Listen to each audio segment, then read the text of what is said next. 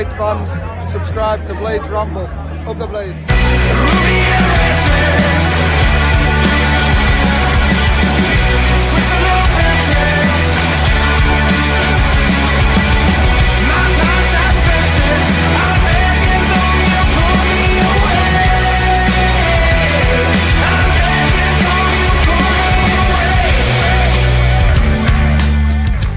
As always, the Ramble is sponsored by Action Coach Sheffield. If you're a growing business and you want support to continue that growth, they are the people to speak to. Thank you for joining the team for their continued support for the Ramble. And today's Ramble is also sponsored by V&B Auto Centres at Handsworth.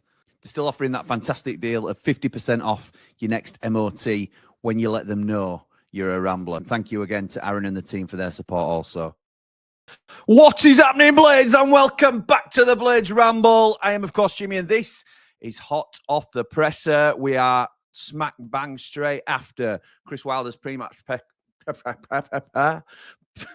Easy for me to say on this Monday morning. We are smack bang straight after Chris Wilder's pre-match press conference for the Bristol City home game tomorrow night. Try saying that 3 times fast. I couldn't even say it once, to be honest.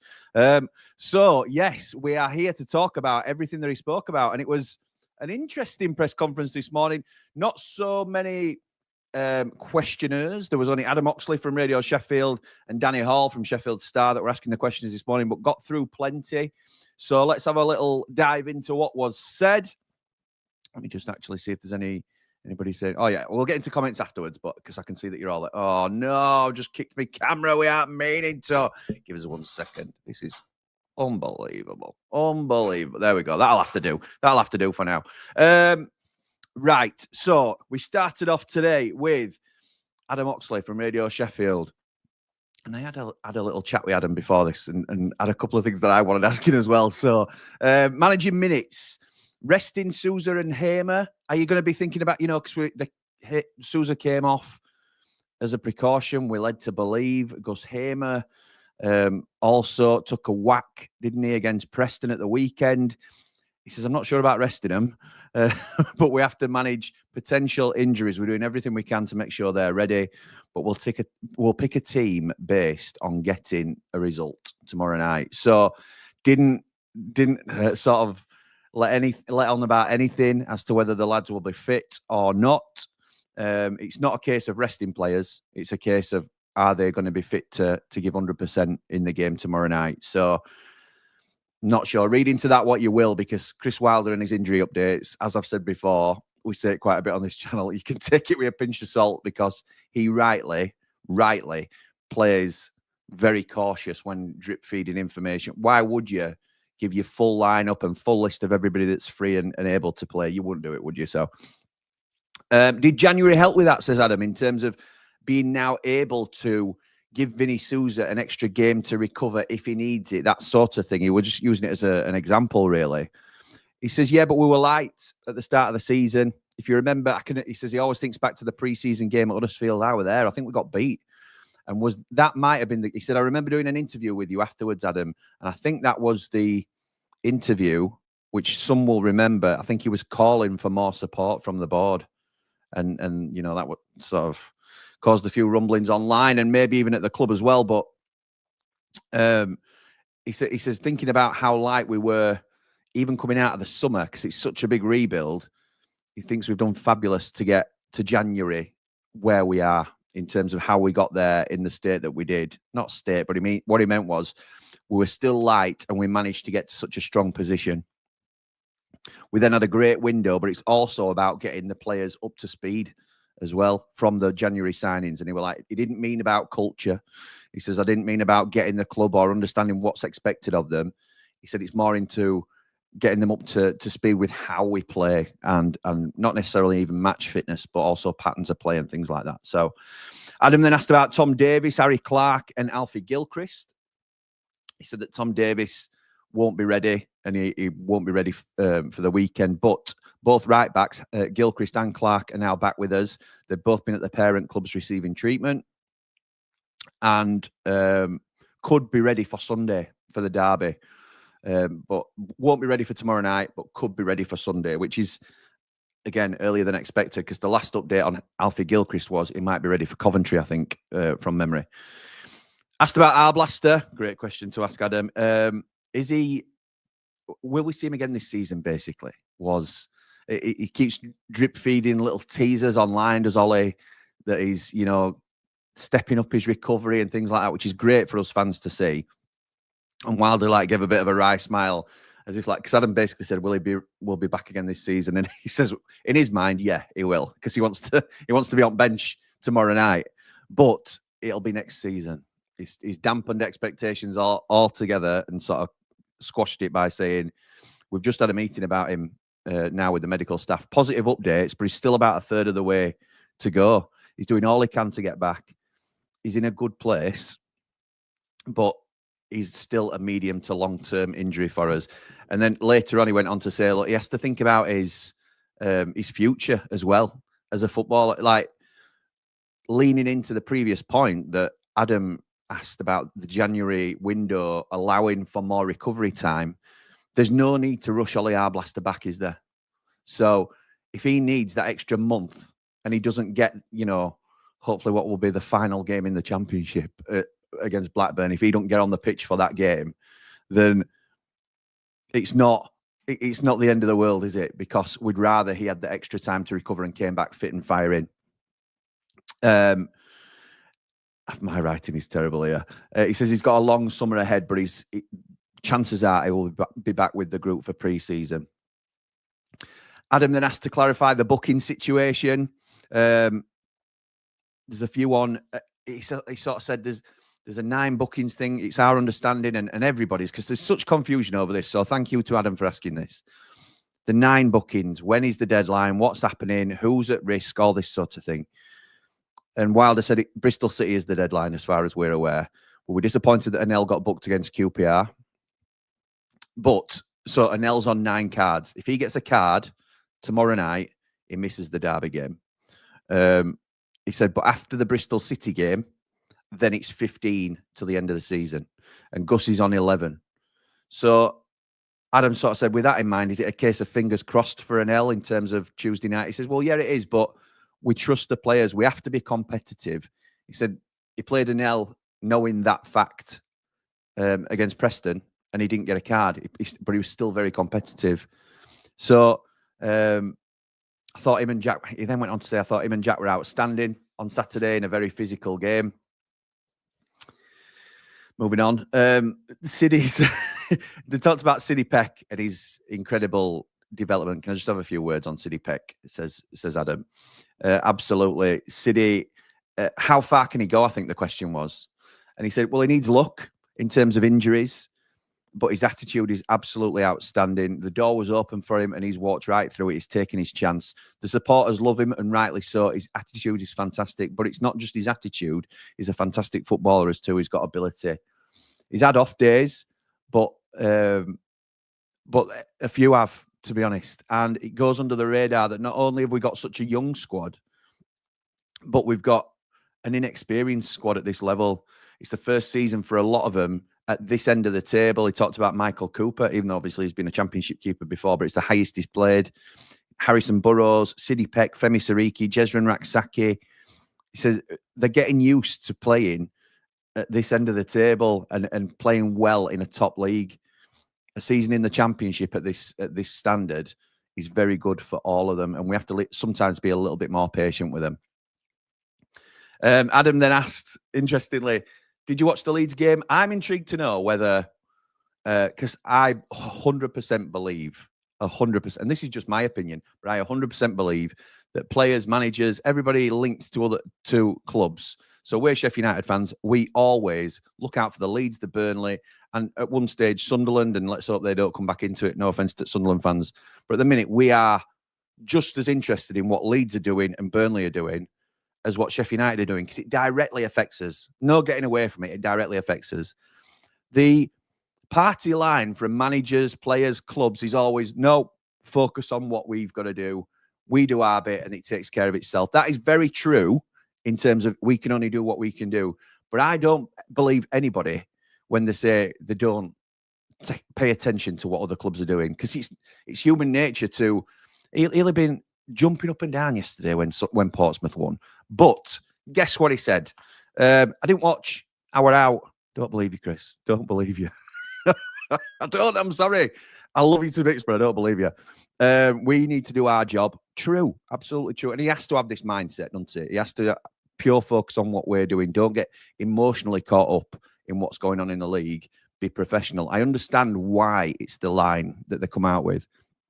He says there's absolutely no gimmies in this league. It'll be like this all the way through. And if what we do in terms of points accumulation is enough, that's all we need. So, but the points accumulation depends on what other teams are doing. So let's be right. It is down to, certainly it's down to our performance first and foremost ahead of anything else. But it's all determined. We could, if we could see into the future and we knew that Sheffield United were winning, out of the next 30 points available, we're going to get 25. Amazing. Can you imagine? Or 24. So 24 points out of the next 30 points available. And we know that that is enough to get promoted because we can see into the future. Well, we will know whether we're promoted. Depending on other teams' results, we could be promoted middle of April. Or we could be promoted on last day of season. So, of course, it plays a part in what we're doing. Of course it does. And I'm not having it that you don't watch. Not a chance. Not a chance. Most wins. So, Sheffield United, Adam continued. Sheffield United have got the most wins, the most points. And others are probably getting a little bit more attention. Mainly Leeds, I think he's alluding to there. Do you think, does that bother you at all? And he says, well, we've been fabulous and we've dealt with it from the first game at Preston. So it's business as usual for us, he were basically saying. You've got a midweek game. Does that help before Sunday? Sort of takes your eye off, full concentration towards the derby and a huge build-up, maybe some nerves and things like that. And he just says it's how it is, Adam. You deal with the hurdles and the fixture list put in front of you. He says he's delighted with where we are. But if it's as easy as some people make out, this league, then why ain't everybody up at the top? Why ain't everybody up the top and winning games week after week? He says it's a division that everybody talks about. Outside the Premier League, this is the division that everybody talks about because it's so competitive and anybody can beat anybody. Hull have beat us. He didn't say this, but Hull have beat us. Who beat There were a couple of teams beat Burnley earlier on, didn't they? And sort of made them fluff their lines. But and obviously Portsmouth beat Leeds. There will be more hurdles that come up along the way. He said young players, he went on to say, look at Bristol City. We focus on the game in front of us. Look at Bristol City. They'll have their targets. They will come to us with an eye on the playoffs, wanting to do really well. But we've got our targets. So it's going to be a really good, competitive game on Tuesday night, tomorrow night. And Adam says, yeah, absolutely. They're going under the radar a little bit, aren't they? Bristol City themselves. It's not one to take lightly, is it? And Wilder says we don't take any game lightly. I have too much experience in this league to take anybody lightly at all. There's loads still that still have things to play for. I can't read my own writing, but there's loads that still have things to play for. Bristol City are a big club in this division. They've gone close on a number of occasions. I don't think anybody, he said, I don't think anybody fancied Luton to win the playoffs when they did, but they did, and they found themselves in the Premier League. Who's to say Bristol City can't go on the same sort of ride as Luton have done, and then suddenly find themselves in the Premier League? He says there's loads of teams. Some really big clubs are in this race now. Coventry are flying. He talked about West Brom, Norwich, Middlesbrough. Only a couple of teams that may have nothing to play for. Maybe even Preston, to be fair, if you think about the game on Saturday. But they still want to come and upset others. So no game is a gimme in this league was basically the full circle it was coming back to. They talked about the reverse fixture as Adam hogged the mic. He said it was a topsy-turvy game when we played at Ashton Gate. We started really well. Then they got a penalty. We then equalised through Ryan Oney. Who'd have thought a 17-year-old would come onto the pitch for his full debut and get the goal. They go down to 10 men and we end up getting the winner. They're still learning on the job. We can't be embarrassed if teams have periods in the game where they're in control, which I thought were really interesting. Preston did that on Saturday. It got to 80 minutes. They knew they weren't going to get stuffed 3 or 4-0. So they went for it. And we learn. The best teams in this this league see games out. We can't have a defensive mindset, and we don't, but we also have to know how to deal with what's in front of us. So that's really interesting. I don't think we have got a defensive mindset. I think the players sometimes, and we've put it down to nerves, but it could be anything. The players sometimes go into themselves a little bit and sit back and sit off. I think that's a natural reaction to soaking up pressure. But I don't think we're a defensive team. I think he put Rob Holding on and went 3 at the back against Preston in the last 5 minutes. But that was sensible, I thought. I don't think anybody complained about it. In fact, I'd like to see a little bit more of Rob Holding, if I'm honest. Then Danny Hall came in and from Sheffield Star and said, he talked a little bit with Adam about Blaster. What's he like off the pitch? Is he seen as one of the more senior figures now, even though he's so young? And Wilder says, I wouldn't go so far as to say he's seen as a senior player. He's not. He's a highly respected young player. He's part of a leadership group with 3 players, which was interesting because we've not heard about this before. I've got Blaster, who's responsible for relaying messages sort of to the younger end. He sort of leads the younger players in the changing room. We've got somebody in the middle who we didn't mention, which might be Vini, thinking about it. And then we've got the skipper, which is Jack Robinson. I thought Blaster was the skipper, but obviously I'm just taking it as he said it. He said they are all a voice for me, and Blaster is a voice with the younger players. But they know anyway what's expected. They know what's expected of them and what we're about as a football club. Everyone's incredibly connected, and togetherness at this football club is huge. It's a big one. The ex-players are coming back. They've been. He's been at clubs previously where previous players or managers will come back and they don't want the current crop to succeed because they want to be remembered as the main boys, which is, you know, it's poor, but it's understandable to hear, and you can sort of understand the mindset, but it's such a shame, isn't it? He said, you think about last Saturday, we had Mitch Ward, Carl Bradshaw, Ted Emsley, Pete Duffield, TC, Harry Bassett wasn't there, but he said, I speak to Harry Bassett regularly. He said, Ned Kelly were there, Alan Kelly, former goalkeeper, brilliant goalkeeper, for those of you that can't remember Alan Kelly. Wayne Quinn, Ian Bryson, Paul Rogers, Sharpie and Bash always want us to do well. History is so important at this football club. And then Danny rightly said, well, that must be inspirational for this squad to see that, to see how Sheffield United legends are treated and the fondness that they have for the football club, the respect that they hold, and then, you know, the adulation that they receive because of that. He didn't quite go into that much detail about it, but that's what he were aiming at. And he says, yeah, well, he says, absolutely right. You look at Harry Souttar coming back. Harry Souttar got a brilliant reception from the Sheffield United fans. Ched Evans got a great reception from the United fans. George's song that rang round the ground. He says the football club will always be here. When I'm gone, when loads of us are gone, but players will always be connected to the lane. It's very important that we protect our history as a club. I think it's something this is just me speaking, not Wilder, but I think it's something we do so well as a club is respect our former players and highlight their achievements. Because we could, just one example would be, I loved the Chris Wilder years first time round as well, where we had Mark Duffy, Jack O'Connell, John Egan, George Baldock, all these brilliant players that got us on that incredible journey.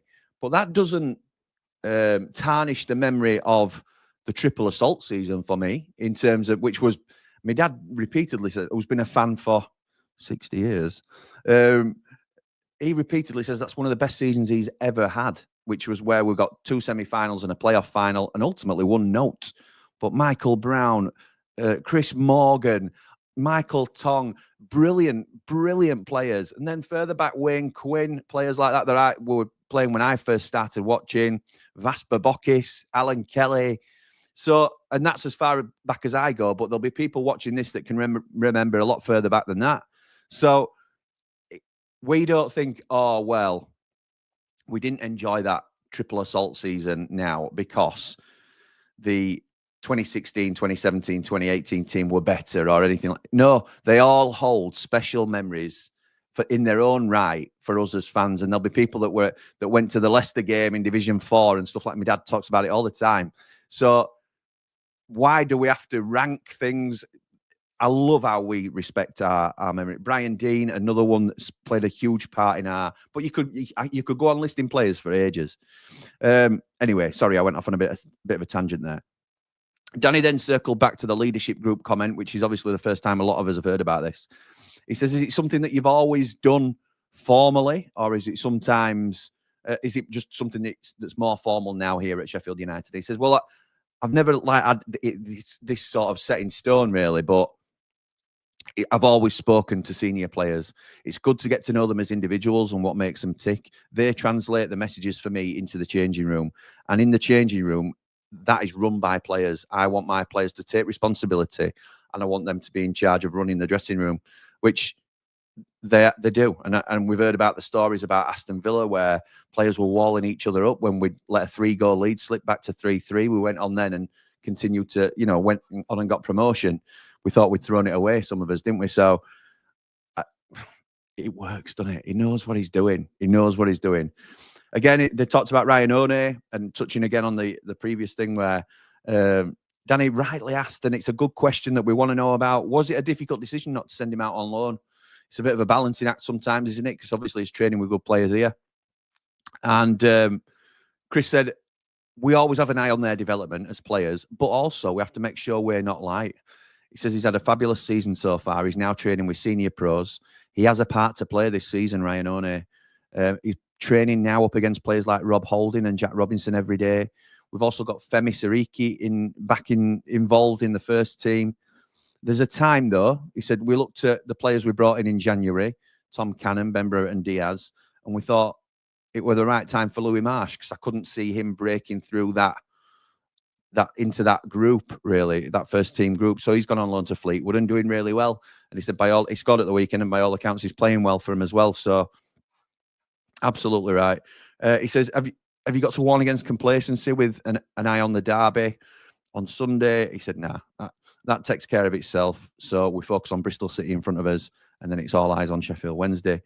And then the final question of the presser was, Reece Norrington-Davies, she said last time out, Chris, that he was going to see a specialist. Do we have any update on that? And he says, yeah, unfortunately, it's not good news about Reece.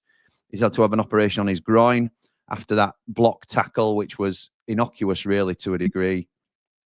And it's really unfortunate for the lad. He'll now be out for the season. He will be back next season. It won't affect his pre-season, but he'll just miss out on the end of the season. And he's due some luck, is the lad, basically, which I think we'll all agree with. So, yeah, unfortunate for Reece Norrington-Davies.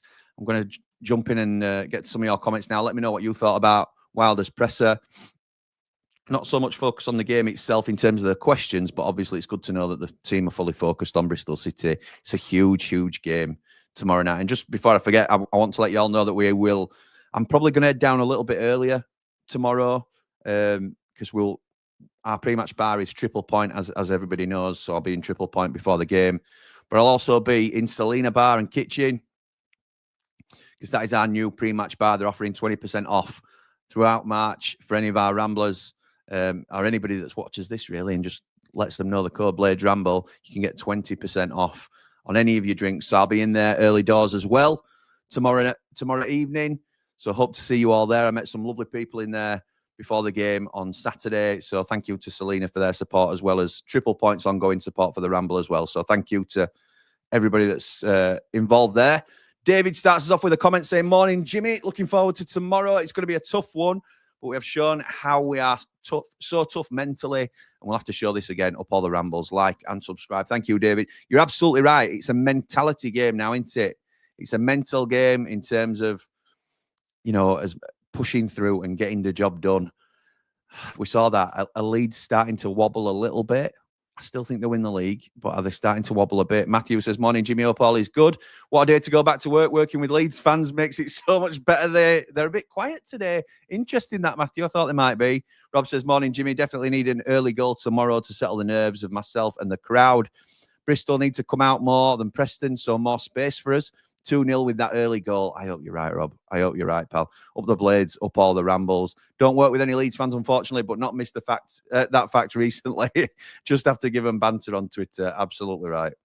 We have to enjoy these little wins, don't we? And I understand, look, I fully run the risk of being clipped up like I have been before. But you have to enjoy the journey, don't you? This is all part of the brilliant season that we're having. This is an up period, and there will be more downs, but there'll also be more ups. So you have to enjoy it, don't you? And if that means give them stick, and then you get a little bit back later on when they flip it again and probably stay above us. And we might draw against Bristol City, they might beat Millwall. So that's our bubble burst a little bit already, isn't it? But while they're on the down and we're on the up, it's good to enjoy it. Jimmy says, hopefully we can seize control in the first half, then manage the game through. Shown enough in the last 2 home games that we have been 2 or 3 up at the to have been good enough. Yes, sorry, we've shown enough in the last 2 home games to have been 2 or 3 up at the interval. That's absolutely right. We could have easily been against Leeds and Preston 2 or 3 up, couldn't we, come half time. Matthew says, tough game tomorrow night, but we should have a lot more than them going 2-1 Blades, Cannon to get his first goal and the winner. Interesting. Danny says, good morning, Blades. So happy with how the squad is settling down now. Got cover in every position and can see Leeds wobbling now because they've been caught. Concerned about Burnley's form, but they don't have as good fixtures as the rest of the Blades up the Ramble. Yeah, Burnley are not going away, are they? Full respect to Burnley. 23 unbeaten now. 23 unbeaten. Because considering that run, they have gone slightly under the radar. I think all the talk has been about Leeds and Sheffield United. Fair play to Burnley. They're 2 points away from both of us. There is every likelihood that there's a chance Leeds could drop out of this now. I don't think they will. But why isn't there just as much chance that Leeds drop as we do? Or just as much Leeds drop as Burnley stay out of it? So, game on. Last 10 games, it's a shootout, innit? And I'm loving it. Good morning, Jimmy Lad, says Jack. On the way to training. Not a bad day at work tomorrow. Get paid to watch the football match. That's spot on, that, mate. Spot on. Dave says, shame about Reece Norrington-Davies, but I think we need to offload him next season. If we go up, he'll never be good enough for the Prem, unfortunately. Such a shame, innit, Dave, because he was such a good player. He just didn't look like, when he came back from his injury at this time, he just didn't look like he ever got back near to the levels that he'd been previously. Who knows? Who knows? Hopefully he comes back next season a new player. But I think either way, I'd like to see him on loan in the Championship next season. Because I think there's a player in there, or there certainly was. It's just so unfortunate. I want to see Rob Holding get more minutes, says Jack. You and me both, pal. Morning, Jimmy, says Bri, 31. Blades win Tuesday. Jimmy, 31. Blades win. Oh, 3-1 Blades win. Is that what you're going for? Maybe. 3-1 Blades win on Tuesday. Bristol a good side, up the Blades. Yeah, I think we'll do well to win 3-1, but haven't seen the interview yet, says Chris. But why isn't anyone asking about Brooks unless it's been asked today? Yeah, I suppose we could ask about Brooks, but we've asked about Brooks before, haven't we? And he's answered it fairly straight down the pipe and said he needs to do more in training to get involved and stay involved. And that's not happening.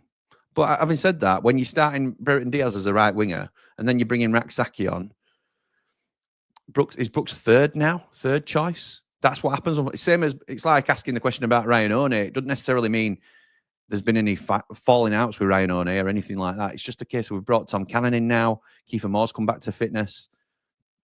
And Ryan One is probably 5th choice striker after Ian Brewster. Ray says Leeds have left the door open a bit for us to sneak the title.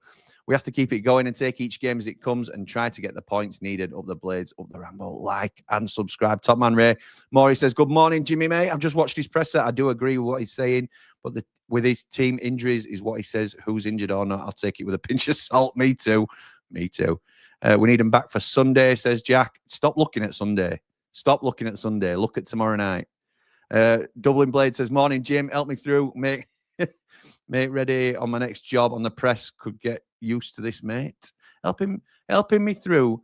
Mate, ready on my next job on the press. Could get used to this, mate. Let's hope Leeds are second after tomorrow, as that means we've won and 191 have dropped points. For those that don't know, Dublin Blade refers to Burnley as 191 because they just pack the midfield and bore us all to tears with the formation and tactics. That has changed slightly, I have to say, Dublin Blade, with the introduction of Marcus Edwards. They've started scoring a fair few, haven't they? Will says, I know we aren't looking past tomorrow, but the nerves for Sunday are here. No, they're not. They're not, Will. We're not even thinking about it yet. Maury says, I'm glad to see Alfie and Clark back, and it's unfortunate about Blaster. It is, but again, pinch of salt for me. Josh says, I think it might be time for Jeff to get a look at match day and get a spot on the bench. Yes, maybe so. Phil says, would like to see Brereton Diaz on the left tomorrow. Hamer drifting inside on Saturday meant the left-hand side was totally wasted for us. As Callum O'Hare is our 10, then Hamer as an 8 must be the best way to use him. So you're dropping Sydie then, Phil? Or are you dropping, are you assuming that Vini's injured and you're not going with Chowdhury there because Chowdhury would be right back, I suppose? Interesting. I know you mentioned that on 90 after 90, didn't you? I think it's a good point. Scott says, good old father-in-law Wilder looking after Blaster. Yes, there is always an ulterior motive, isn't there? Yeah, his daughter said, no, he's not. Don't play him, Dad. Don't play him. Morning, Jimmy lad. How did Leeds get on yesterday? Asking for a mate. I don't know, Tony. If anybody knows, do you want to put results in the comments? Jack says, I'd be concerned if we saw Blaster back this season. Give him the extra time and a good summer. Yeah, fair dues. Andrew says, little known fact about the Prince. He wouldn't sanction the signing of Andre Dazelle because he thought it would block the path of Sydie Peck. I can 100% confirm that. That is true. I don't know where you heard that, Andrew. It might have been here, to be honest. It might not have been. I can't remember whether I actually came out and said that at the time. But yes, and I think that's been vindicated, hasn't it? Because a lot of us might have panicked a little bit when we first got the injury to Blaster and had what we looked like a lack of depth there. But how good has Sydie Peck been? So yeah, shout out Prince Abdullah for that strong decision. I thought Jack Robinson looked a bit shaky, says Maury, and Anel was constantly getting down Hamza and Femi's throats. Can't comment on it, Maury. You know that. Even CW has different opinions from us as a fan base. He's the boss, Maury. He's got us to second in league. So as much as we all have an opinion, it don't matter, does it? It's his opinion that counts, and he's the one that's got us to where we are. To be fair, pal. So I can disagree with him about Jack Robinson, but he'll play Jack Robinson tomorrow night, and chances are we've every chance of winning the game, haven't we? And he'll be proven right again, and I'll be wrong. Chris is about to say that Portsmouth. Got to say that about Portsmouth on air to look professional. I don't think he's bothered about looking professional. I think it's more about a message to the players to focus on their job rather than worry about what anybody else is doing. But I don't believe him. I do not believe him that he's not watched that Leeds game. Morning, Jimmy, says Brian. I'd be tempted to rest Gus for this one. I know I said I think it'll be playoffs for us, but it's now tight at the top 3 spots. Or anybody's. I know, Brandon, you're flip flopping a little bit, but it's natural, mate. It's an emotional game. We can let you off for that. Is this the day before Tuesday? Says Timmy. No, pal. This is hot off the presser. That is the day after Tuesday that you're referring to. That's our show on the 3rd day of the week. It may well get what's the word, merged with 90 after 90 this time because we've got we'll probably, I can't remember my schedule, to be honest, but we've got a lot coming up this week. So don't worry, there'll be plenty of content coming out. Timmy, pre-match presser, Timmy. Yes, thank you, Scott. Chris says, I was in Rother Valley, didn't look at Leeds score till 86 minutes, then kept on looking. Yeah, I know. Yeah. Brand the Blade says, if we win the next 3 games, I seriously think we can win this league title. Come on, lads, up the Blades, up the Ramble. Next 3 games. Yeah, if we win next 3, yeah, we can win the title. Well, we can win the title anyway, let's be right. We're level on points with league leaders. We've won more points than those that are actually above us, which is crazy to think. We've won the most games in this league. We've won the most points in this league. There's no reason why we shouldn't be confident of winning it. But the next 3 games, Bristol City at home, 7th in the league. Our arch rivals on Sunday, it's going to be their season. Their season now hangs on spoiling our season, so they will give absolutely everything. We're away from home. It will be a tough game, no matter what we think, no matter how poor we think of their individual players. It'll be tough because they will talk about, a lot of Leeds fans say, it's their cup final playing Leeds. This is everything. This is Sheffield Wednesday's season playing us. And then Coventry at home. Coventry at home. Unbelievable. Unbelievably difficult game. 27 points out of last 30, I think they've got available. Ooh. Easy Jim, says Spence. Loving the content, mate. Thank you, pal. Hoping for a big point, for a big 3 points tomorrow night. Won't be easy, I'm sure. It won't be pretty either. Hopefully be listening to your praise on 90 after 90. Up the Blades, up the Ramble. Thank you, pal. So tomorrow night, because it's a midweek game and it takes me over an hour to get back from the game when it's at home, there won't be a 90 after 90 tomorrow night, but I will be doing an instant match reaction from the ground as we're walking back to the car. So just trying something a little bit different. That's all. Because I think people will want to know what we're thinking straight after the game and have a chance to have their say. But it'll be from my phone, so I might not be able to get up loads of comments and stuff like that. But obviously, leave your comments and I'll try and get to them on 90 after 90 as well the following night. Maury says the teams around the bottom and wanting to get that last spot will play out of their skins. Example being Portsmouth yesterday. Yeah, that's true. Ian says Blaster's only skipper when Robbo's not playing. I remember one game where Blaster was skipper but passed the armband when Robbo came on as sub. I didn't know that, Ian. I thought it was the way around. I thought Blaster was the skipper and Robinson was the stand-in. Wayne says, we really need to work on the final ball into the box. It was poor again yesterday or on Saturday. Not knocking the team, but the lack of goals is going to hurt us. It hasn't done so far, has it, Wayne? And that's a little bit what I were wobbling about on 90 after 90. But looking at Leeds yesterday, a team who've been knocking goals in for fun, I'd much rather be able to eke out results than drop a clanger every 3 or 4 games. They haven't been doing that, by the way, but I don't know. I'm not as concerned about this, Wayne, at the minute. Rich says, morning, Jimmy. I'm not worried about tomorrow. It's a difficult game, but the boys will do the business. This season has been nothing short of a miracle. 2-1 Blades, up the Blades, up all the Rambles, like and subscribe. Danny says, hard to drop Vini or Peck when Blaster comes back. They've both been immense this season. I agree with that. I think that allows you to slowly reintroduce him, doesn't it? Which is a great thing to be able to do. But hopefully we're in the Prem and we've signed somebody even better. So we'll see. Competition might be that much tougher next season, hopefully. That's the plan into anyway. That's what we're going for. Keith Edwards, Division 4, says Captain Blade, absolutely right. Tim the Chin says, sad for Reece Norrington-Davies, but seems like we've seen these last game in a Blade shirt.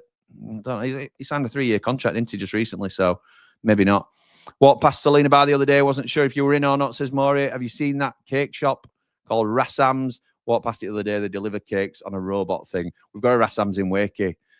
If you haven't tried it, and this is no offense to Rassam's, don't try it because you'll want to keep going back. So that we're a backhanded compliment to Rassam's, but certainly not if you're trying to drop some timber like me. A Leeds boy messaged me who I used to work with saying knew it would happen.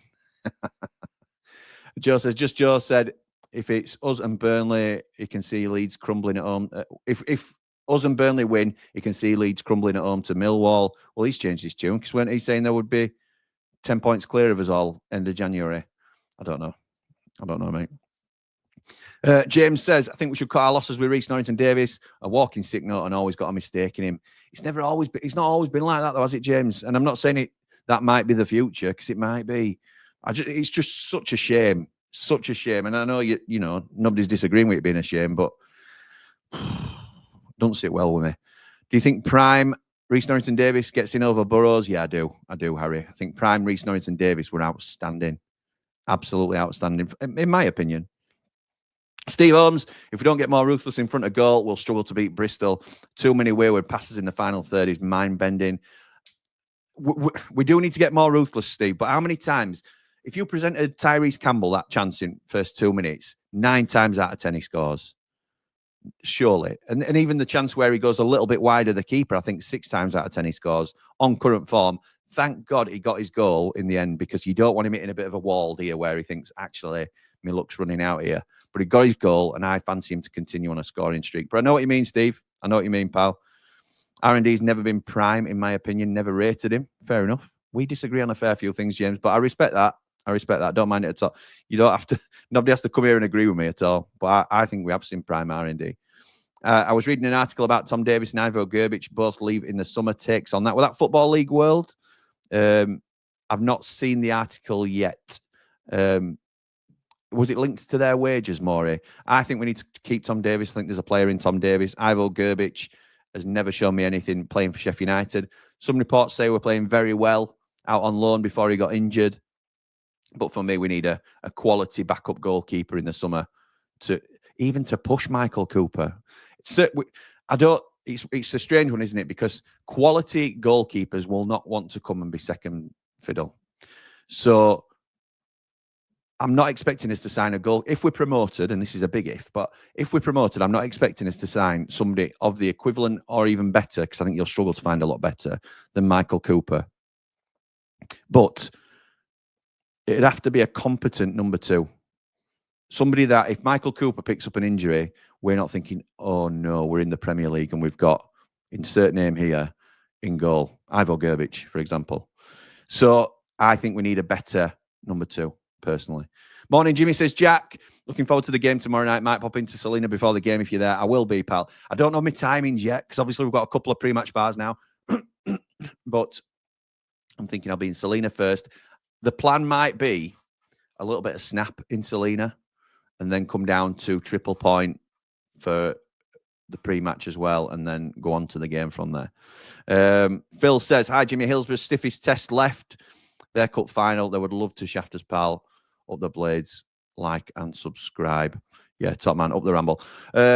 What news do we have about any of the right backs coming back? Harry, I've given the update in the presser. I don't want to repeat myself, but both could be available for the derby.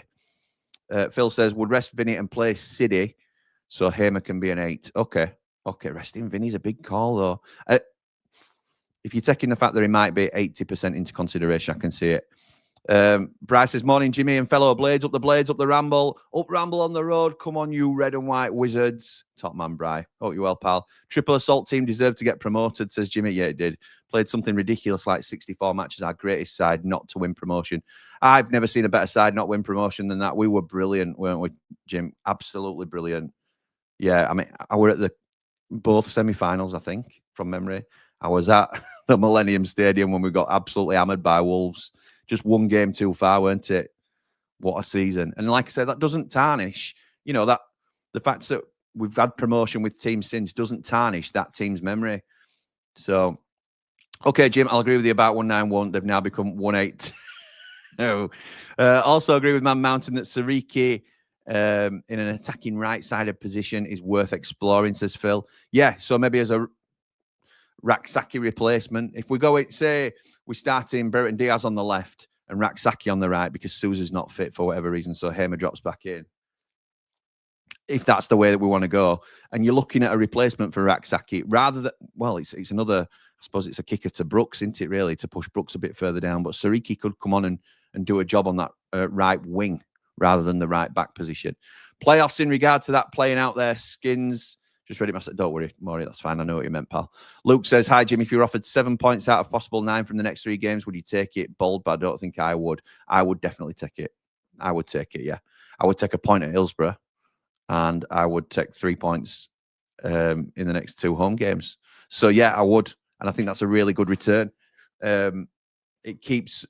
I'll be and if Burnley and Leeds win 9 out of 9, like 9 points out of 9, then fair play to them. But I think teams are going to drop points. Jimmy, what was Eki on about Hamer cheating? Didn't see that, Bri.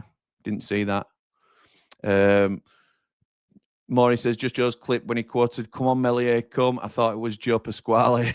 Yeah, somebody clipped up Joe and put it in our chat. Very funny. Very funny. Neil says, morning, Jimmy, but for me, Reece Norrington-Davies and Brewster need to go in the summer.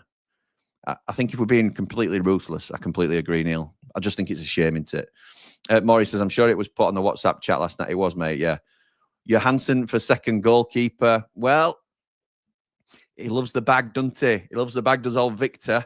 So maybe if we offer him what he's being paid at Stoke, instead of playing in League One for Stoke, he might come and be our second goalkeeper. I don't know. No, it won't be Victor Johansson. Joe says, let's hope battle lines this week is going to be an enjoyable one. Need to win tomorrow night. Absolutely, Joe. If we win tomorrow night, I'm going to love battle lines no matter what happens in Leeds game. But I haven't been giving it big licks direct to Connor. In fact, I haven't spoken to Connor since they played yesterday. But no point giving it big licks because if we don't win and they do, then we're back to where we were, aren't we, really? In all seriousness, says Dan, we would need another 2 transfer windows like this season if we went up to the Premier League. How many of our players would any Prem teams want? Cooper, maybe Vini. There's no maybe about it. Prem teams would take Vini Souza. Hamer would get a Prem move, I think. Arblaster, Peck would go into Premier League squads. So there are players, but in terms of being Premier League ready, we're not, are we? We know that. None of us are. None of the teams in the Championship are Premier League ready. Big Tone says, Blades 2-0 tomorrow night. Burnley 0-0 over to Leeds. And I called it last week. We'll be top of the league on Sunday at 3 p.m. Oh, mate. Sorry, mate, I joined late, didn't hear about the right. Don't worry, pal. That's all right. That's all right. Maury says, I wouldn't want to replace Michael Cooper for the next 10 seasons. Me, neither. But a better number 2 than Adam Davies to use when Coops is injured or use in the cup. But a backup keeper will not come cheap. Well, it might come cheap, but it might be big wages. So you might get somebody out of contract in the summer. Like West Ham got Wes Foderingham, didn't they, to be third keeper? It was. But he'll be on big money now to sit on their bench as the third choice goalkeeper. So he's not a cheap deal for him, is he? Even though he came for nothing.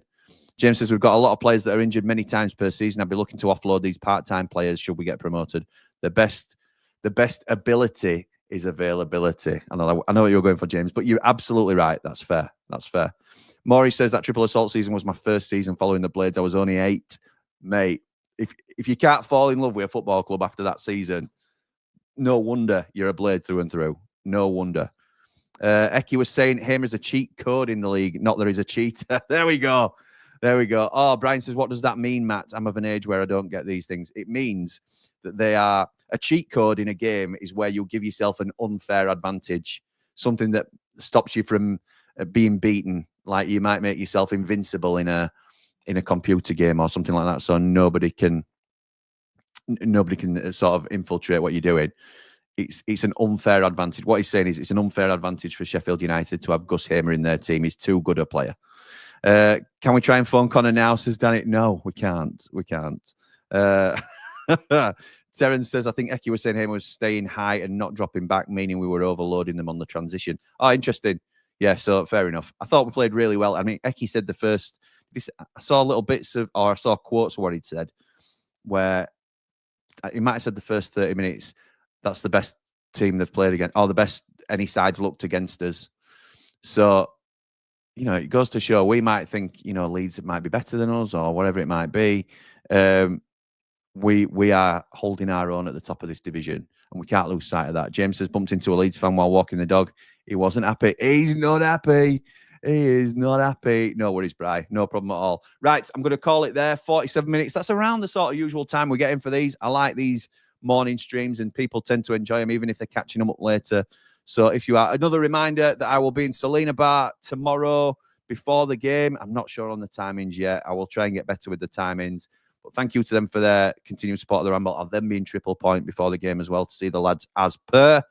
Danny says, I thought he meant he was cheating in terms of not tracking back, and he was always spare as an out ball, so they had to change their defence. Maybe so, but cheat code is when a player's too good for the division, essentially. Joe Gibson says, I think Connor's staying off the internet to avoid the stick and meltdown from Leeds fans. Let the man recover. It could get even worse. He's already dead. He's already dead, Bart. Maury says, love this content, up the Blades and up the Ramble. Thank you, Maury. No better way to end. So thank you to everybody. Come on for tomorrow night, Blades. Come on. Come on, you red and white wizards. Up the Blades!